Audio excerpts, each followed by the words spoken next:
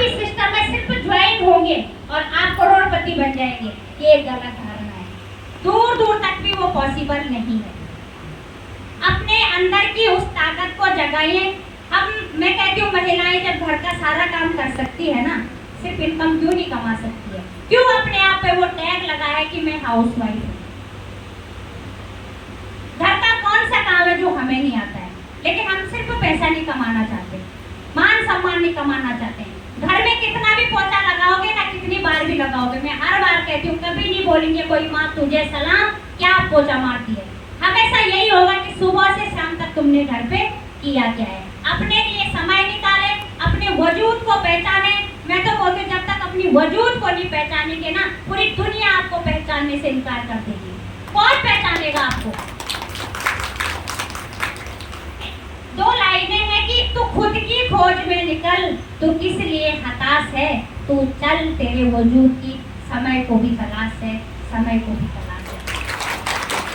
हमने खुद को अभी तक पहचाना नहीं है कि हमारे अंदर कितनी ताकत है, क्योंकि एक सुषमा बिष्टरी सिर्फ झाड़ू पोछा तक ही सीमित रह गई थी, बस ये मान के कि शायद मेरी किस्मत में पैसा नहीं है, शायद मेरी किस्मत में कुछ बड़ा काम करना नहीं है, शायद मेरी किस्मत में बच्चों को पालना और घर का काम करना नहीं है। अपनी ताकत को पहचाने। जब हम खुद को पहचानेंगे तभी दुनिया हमें पहचानने के लिए तैयार होगी। जब तक हम अपना परिचय इस तरीके से देंगे कि हम कुछ नहीं करते, हम हाउसवाइफ हैं, तो हमारी पहचान नहीं रहेगी। अपनी पहचान बनाइए, ढूंढिए कि किस तरीके से आपकी पहचान बन सकती है। काम करना शुरू करें। मैं ये नहीं कह रही कि घर को डिस्टर्ब करें, घर को डिस्टर्ब किए बिना यहाँ से लाखों की इनकम कमाई जा सकती है। इसका जीता जाता है उदाहरण सुषमा बिष्टरी।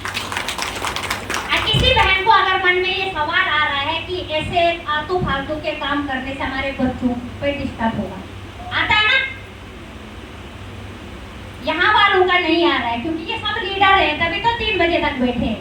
उनके दिमाग में आता है, जिनको हम प्लान बताते हैं कि हम ये काम नहीं करते हैं, हमारे पतिदेवों ने हमें बच्चों को पढ़ाने के लिए रखा है और इस काम से हमारे बच्चे डिस्टर्ब हो जाएंगे।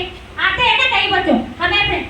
मैं सच में कह रही हूँ साथियों, अगर आपको इस चीज का जवाब आ गया ना, हर एक महिला खुद को पहचानने के लिए तैयार हो जाएगी। ये काम तब करना है जब हमारा फालतू का समय होता है, जब हमारे बच्चे स्कूल चले जाते हैं। उस फालतू के समय पे आप क्या करते हैं, उनको जगाओ ना इस बात के लिए।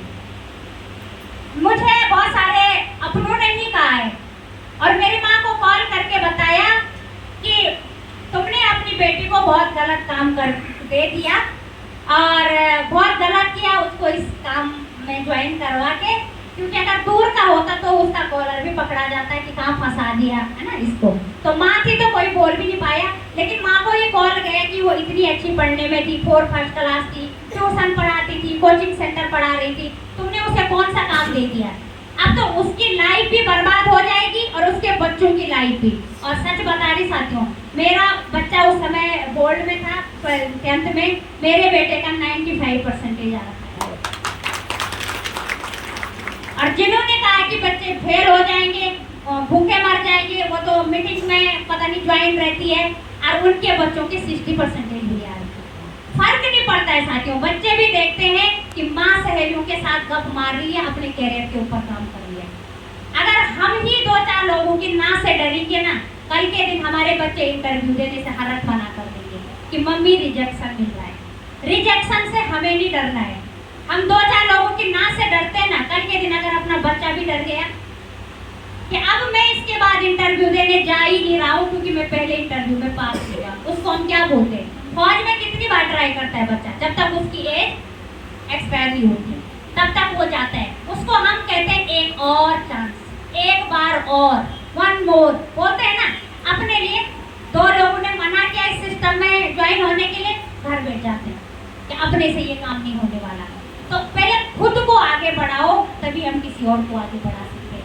तो बोलने के लिए बहुत कुछ है, जगाने के लिए इतना बहुत है साथियों।